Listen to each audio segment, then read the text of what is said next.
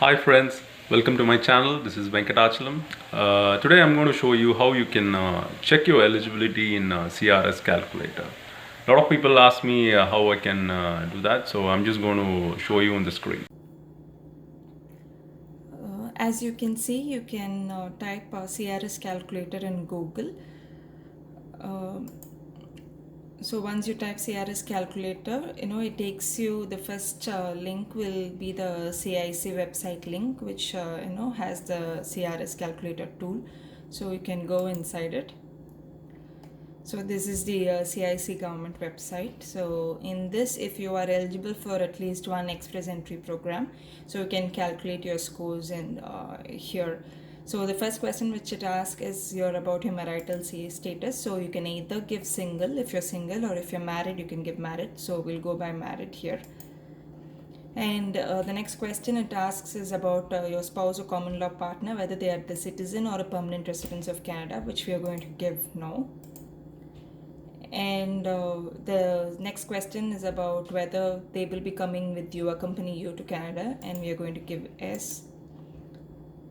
So the next factor which asks about you is about your age. So here 29 and under will give you the maximum score, so we'll just go with 29. So the next question is about the level of education. So you can, if you're a if you have a bachelor's degree, you can select here, or if you have 2 or more degrees, you can give this, or if you have a master's degree. So correspondingly, for now, we'll go with a combination of bachelor's degree. And the next one is about whether you have earned any Canadian degree, diploma, or certificate, and we're going to give no. So the next is about the official language. So it asks whether the test is less than 2 years old. So we're going to give S. And about which, it asks which test did you take. So if you have taken French TEF, you can give TEF, or if it is IELTS, you can give IELTS. Like we have taken IELTS. And it asks about your scores in each. So CLB 9 is equivalent to speaking 7, and listening, which is going to be 8, and reading is going to be again 7, and writing is going to be 7. So these scores will give you CLB 9 in each of these categories. So we have generally given these scores here. And do you have any other language results? So if you have written TF for French, you can give, otherwise we'll go with not applicable. And the next one is about your work experience. So it asks about how many years of skilled work experience in Canada do you have. So in Canada, we don't have any experience, so we're going to give none or less than a year. And it asks about the total years of foreign skilled work experience you have. So that we are going to give 3 years or more. So depending on your experience, you can give here. The next one is about, do you have a certificate of qualification from Canada province, territory, or federal body, which is going to be no. And the next is about the job offer. So if you do not have any job offer through LMIA, we are going to give no here. And the next is about whether if you have a PNP nomination certificate. So if you have a PNP nomination certificate from a province, you can give yes, otherwise it's going to be no.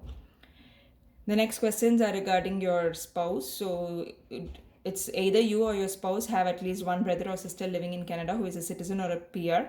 So if S, you can give S, otherwise we can give no. So what is the highest level of education of your spouse? So you can select if it's a master's degree or bachelor's degree. Suppose we give master's degree here. In the last 10 years, how many years of skilled work experience in Canada does your spouse or common law partner has? So since it is in Canada, it's going to be none or less than a year. And if your spouse has taken IELTS, probably you can give that score. Otherwise, you can give not applicable. So anything. So for example, if they have taken the scores and they have speaking 6, listening, let's keep everything as 6 and check out what is the probable score. So you can put your various combinations and try out depending upon how much you can get. So if you calculate your scores, for the age it gives a maximum of 100, and for the level of education it takes the corresponding things, and official language you get 116. So all your core human capital factors comes up to 328, and your spouse factors comes up to 20. and your skill transferability factors comes up to 75.